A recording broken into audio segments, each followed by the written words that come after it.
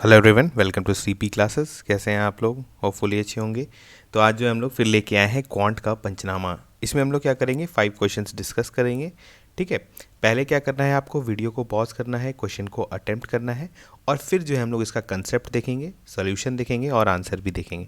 ठीक है, तो चलिए करते हैं स्टार्ट।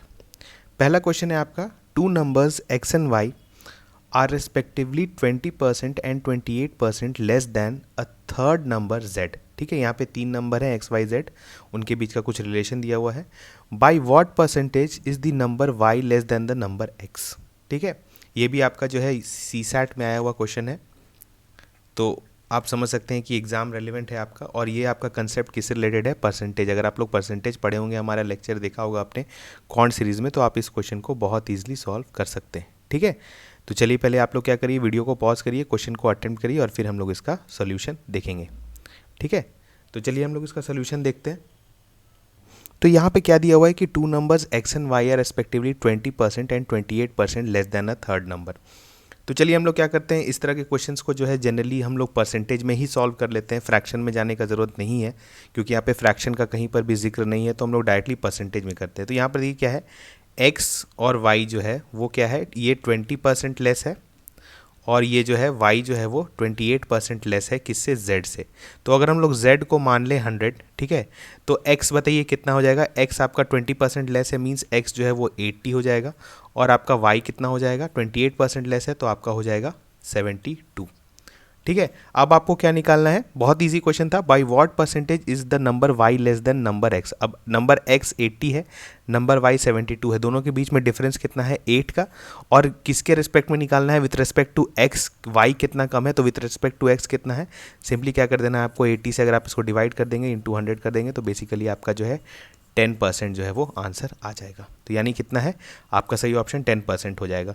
यानी जो y है वो आपका x से कितना है, 10% छोटा है। ठीक है, या आप ऐसे भी देख सकते हैं, अगर हम लोग को y को अगर जैसे अगर हम लोग ऐसे करें, सिंपल 80 को अगर हम लोग को 10% कम करना है तो क्या मल्टीप्लाई कर देंगे, 9/10, तो वो भी आपका कितना आ जाएगा, आप देखेंगे आपका 72 आ जाएगा।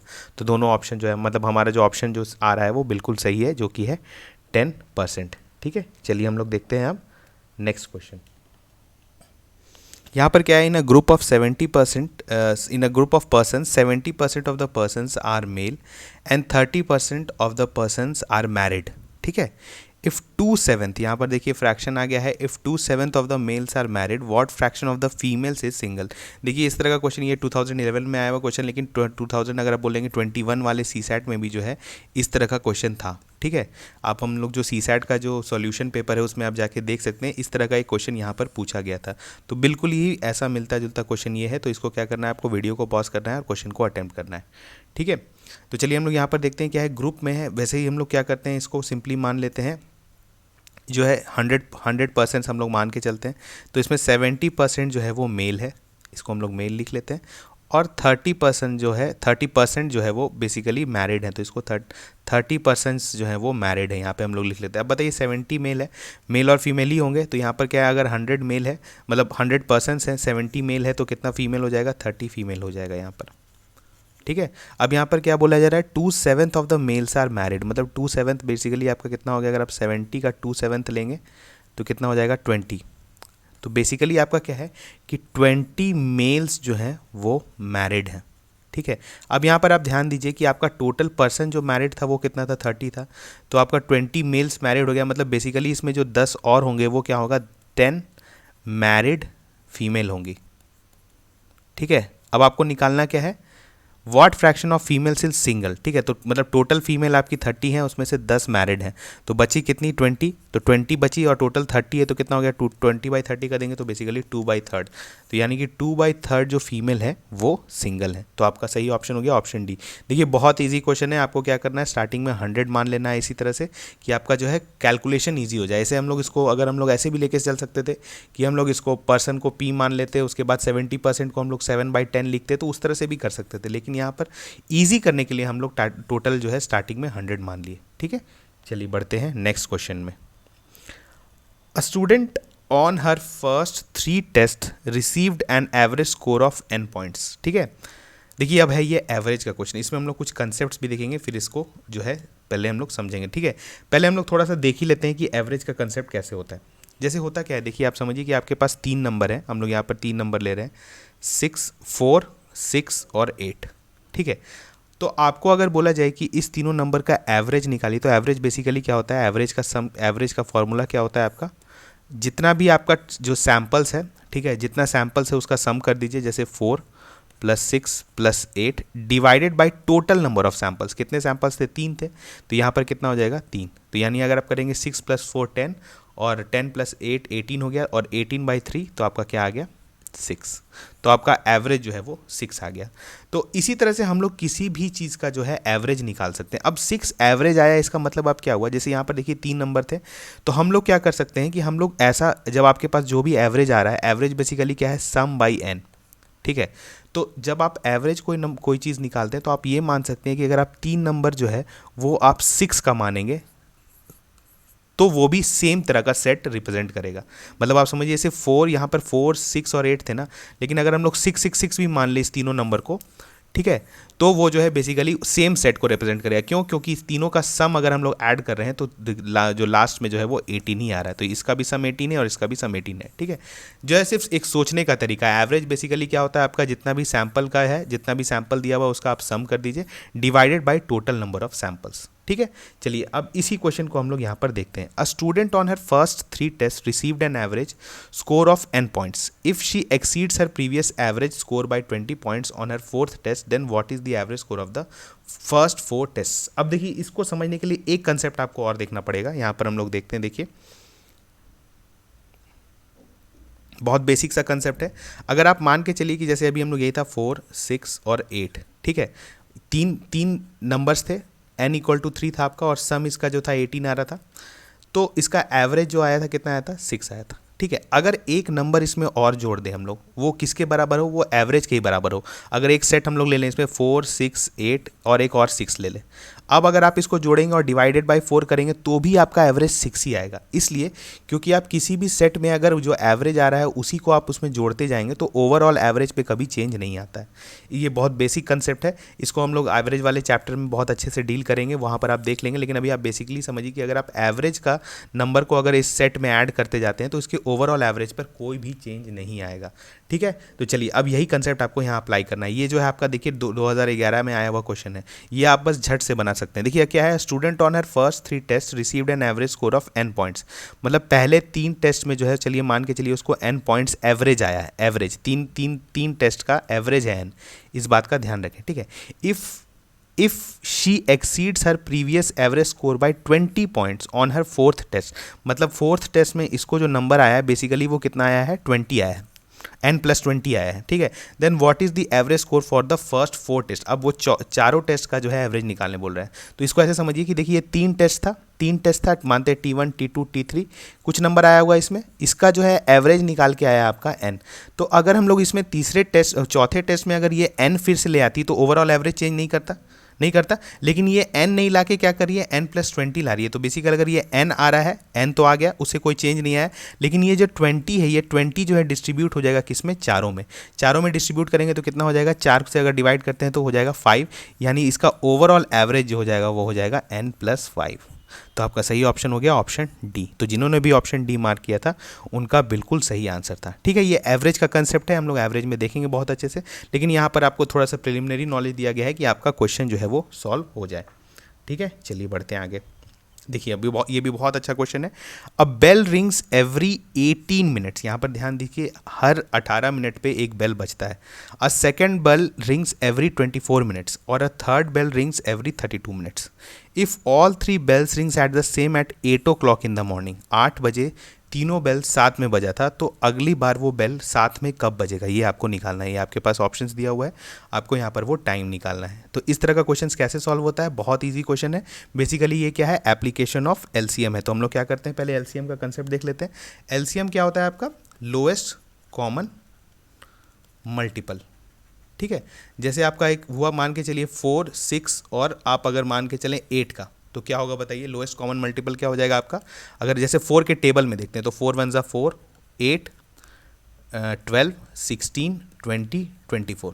वैसे ही 6 का टेबल लेते हैं, 6, 12, 18, 24।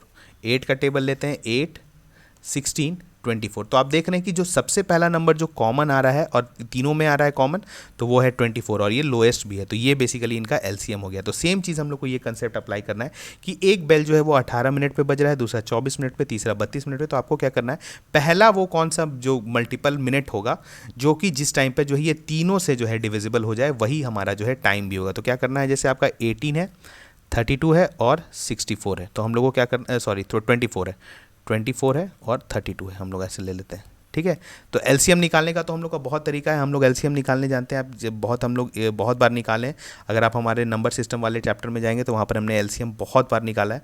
तो बेसिकली इसको देखिए, अगर आप ध्यान से देखेंगे तो ये 32 है, ठीक है, ये हाईएस्ट 2 का मल्टीपल है, ठीक है, हाईएस्ट 2 का मल्टीपल है, तो ये तो 32 आपके एलसीएम में होगा ही। 32 इंटू क्या हो जाएगा बताइए, यहाँ पर एक 3 है, यहाँ पर 24 में एक 3 है, उसको हम लोग नेगलेक्ट कर देंगे, यहाँ पर एक 9 है, तो ये बेसिकली 9 हो जाएगा। तो आपका कितना आ जाएगा, आपका अगर आएगा तो 9 2 18 1, और आपका कितना आ जाएगा 9, अगर हम लोग करते हैं 9 2 18 1 और 9 3 आपका 27 हो गया, तो 288 बेसिकली आपका जो है वो इसका एलसीएम हो जाएगा।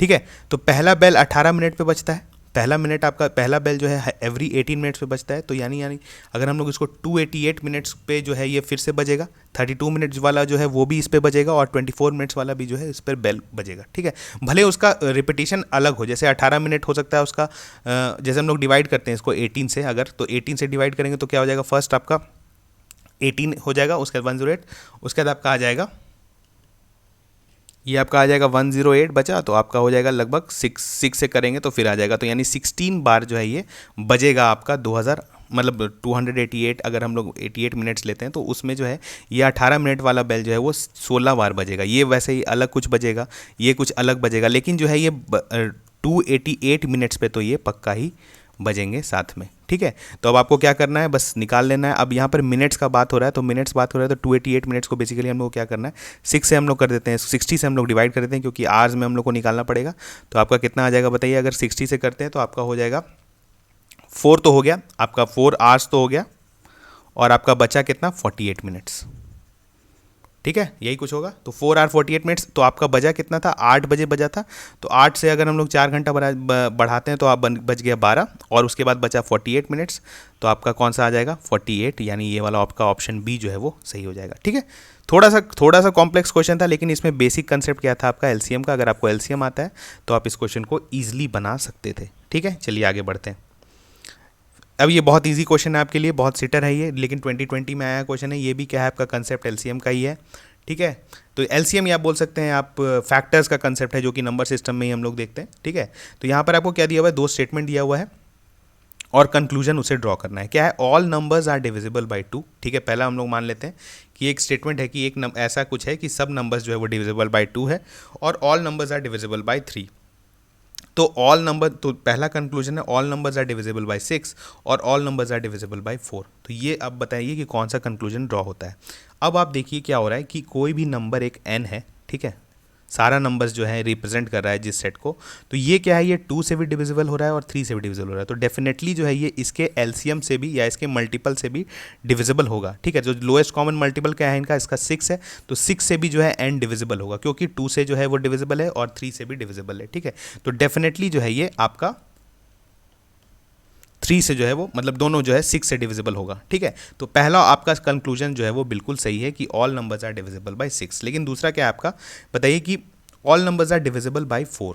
ये सही है, ये बिल्कुल गलत है। क्यों बताइए, जैसे आप अगर पहला ही एक नंबर हम लोग ले लेते हैं 6, ठीक है, ये 2 से भी डिविजिबल है, ये 3 से भी डिविजिबल, लेकिन ये जो है आपका 4 से डिविजिबल नहीं है। ठीक है, तो ये ऑप्शन जो है हमारा पहले ही एलिमिनेट हो गया। ठीक है, वैसे एक ऑप्शन आप और लिख सकते हैं 18 बताइए 2 से डिविजिबल है, 3 से डिविजिबल, लेकिन ये 4 से डिविजिबल नहीं है, लेकिन ये 6 से डिविजिबल है।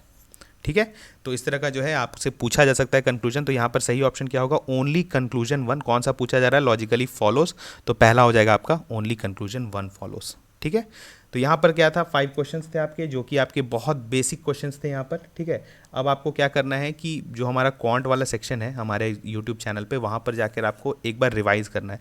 जैसे अगर यहाँ पर आपने नंबर सिस्टम का क्वेश्चन देखा तो आप नंबर सिस्टम में जाएँ, वहाँ पर नंबर सिस्टम में जो एलसीएम वाला कंसेप्ट है उसको अच्छे से देखें, और इस तरह का जो बेल्स वाला क्वेश्चन है, या जो किस इंटरवल पे जो है फिर, या कितनी बार कितने टाइम्स के बाद जो है साथ में कोई वर्क होगा या कोई इवेंट होगा, इस तरह का क्वेश्चन जो है हम लोग एलसीएम में देखे थे, तो वहाँ पर आप देख सकते हैं, ठीक है। और ऐसे ही जो है हम लोग क्वांट के पंचनामा में 5 क्वेश्चंस लाते रहेंगे। आपको क्या करना है, वीडियो को पॉज करना है, क्वेश्चन को अटेम्प्ट करना है और उसके बाद इसके कंसेप्ट को देखना है। तो इस तरह से आपका क्वांट का भी रिवीजन चलता रहेगा, ठीक है। तो हम लोग मिलते हैं नेक्स्ट लेक्चर में, तब तक थैंक यू।